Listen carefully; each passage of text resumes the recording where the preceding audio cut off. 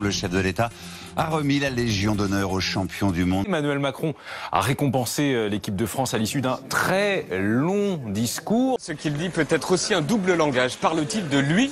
Écoutez.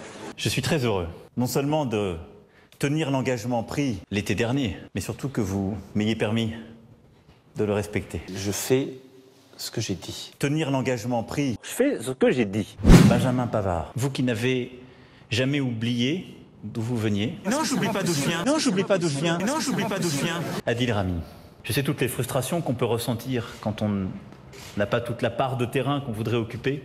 Je sais toutes les frustrations qu'on peut ressentir quand on n'a pas toute la part de terrain qu'on voudrait occuper.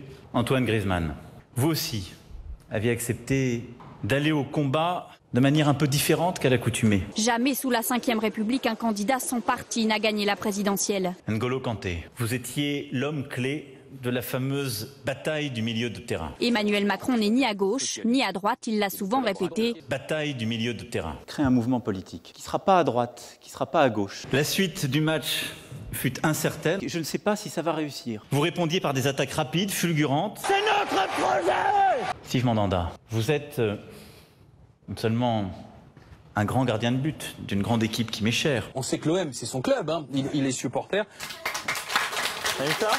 Comme un clin d'œil de l'histoire à une nouvelle génération de champions. Un clin d'œil de l'histoire à une nouvelle génération de champions. Une génération nouvelle, combative. Un coup franc, subtilement brossé, poussé Mario Mandzukic à marquer contre son camp. Juste une chose. Regardez, ils sont là. Ils sont dans les campagnes, dans les villes. Marqué contre son camp. Et devant cette confiance inébranlable en vous-même, Il est impossible de prendre des décisions, de gouverner ou de présider, puisque j'aspire à présider et non à gouverner, si on n'a pas l'estime de soi. cette confiance inébranlable en vous-même, en ce groupe, en ce que vous aviez bâti, vos adversaires ont dû s'incliner. C'est Emmanuel Macron qui arrive en tête. Vous étiez en finale. Dimanche 15 juillet 2018, le lendemain de la fête nationale, le jour de gloire était arrivé. Le nouveau président de la République s'appelle Emmanuel Macron. Lucas Hernandez, vous avez fait montre d'une précocité et d'une maturité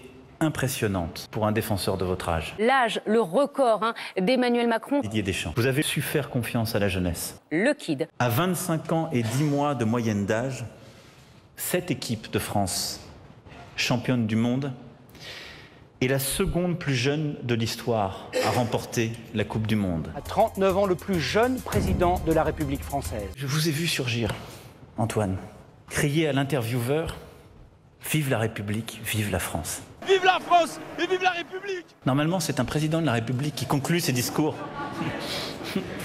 avec cette adresse. Vive la France et vive la République! Vive la République et vive la France.